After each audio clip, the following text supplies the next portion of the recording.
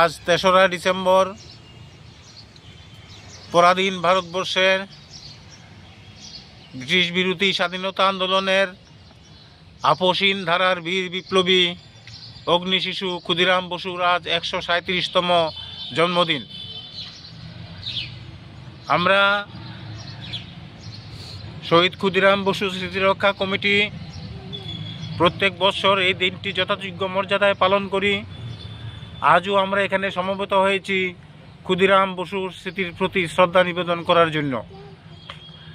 আমাদের এই শ্রদ্ধা নিবেদনের উদ্দেশ্য হলো, বন্ধুগণ, আপনারা জানেন আজকে ভারতবর্ষ স্বাধীনতার ৭৭ বৎসর পরেও ক্ষুদিরাম বসু যে উদ্দেশ্য নিয়ে তার জীবন আত্মাহুতি দিয়েছিলেন, তিনি ভেবেছিলেন এদেশ ব্রিটিশ মুক্ত হলে এদেশের গরিব মেহনতি মানুষ না খেয়ে মরবে না, এদেশের গরিব মানুষের শিক্ষার অভাব হবে না, এদেশের গরিব মেহনতি মানুষ চিকিৎসার অভাবে মরবে না।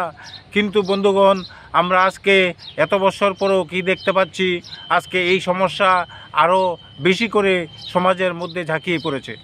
বন্ধুগণ, তাই আমরা মনে করি আজকের দিনেও ক্ষুদিরাম চর্চা ছাত্র, যুবক এবং সমাজের অভ্যন্তরের প্রত্যেকটি মানুষের ক্ষুদিরাম চর্চা অত্যন্ত জরুরি। কারণ প্রতি ঘরে ঘরে ক্ষুদিরামের মতো চরিত্র সৃষ্টি না হলে এই যে অন্যায় সমাজে চলছে, এই যে অত্যাচার সমাজে চলছে, তার বিরুদ্ধে রুখে দাঁড়ানোর মতো শক্তি হবে না।